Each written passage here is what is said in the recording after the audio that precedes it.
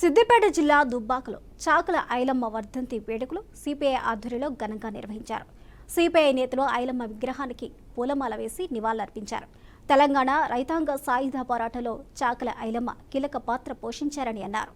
విసునూరు దొర అరాచకాలకు వ్యతిరేకంగా తిరుగుబాటు చేసిన మొదటి తరం మహిళా నాయకురాలని అన్నారు.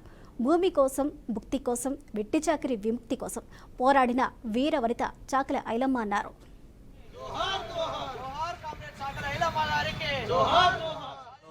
కామ్రేడ్ చాకల ఐలమ్మ గారి వర్ధంతి సందర్భంగా సిపిఎం పార్టీ ఆధ్వర్యంలో పూలమాలేసి నివాళులు అర్పించడం జరిగింది.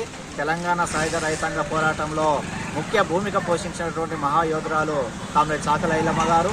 చాకల ఐలమ్మ గారు కమ్యూనిస్ట్ పార్టీలో సభ్యత్వం తీసుకొని కమ్యూనిస్ట్ పార్టీ ఆధ్వర్యంలో ఆనాడు జరిగిన పోరాటంలో ముఖ్య భూమిక పోషించారు.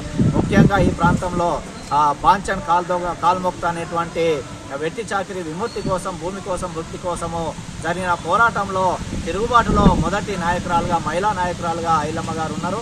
ఈరోజు కూడా దేశంలో జరుగుతున్నటువంటి అరాచకత్వానికి వ్యతిరేకంగా, మతోన్మాదానికి వ్యతిరేకంగా చాకల ఐలమ్మ గారిని స్ఫూర్తి తీసుకొని భవిష్యత్ ఉద్యమాలకు ప్రజలు శ్రీకారం చుట్టాలని ఈ దుబ్బాక ప్రాంత ప్రజానీకానికి విజ్ఞప్తి చేస్తా ఉన్నాం. సిద్దిపేట జిల్లా దుబ్బాక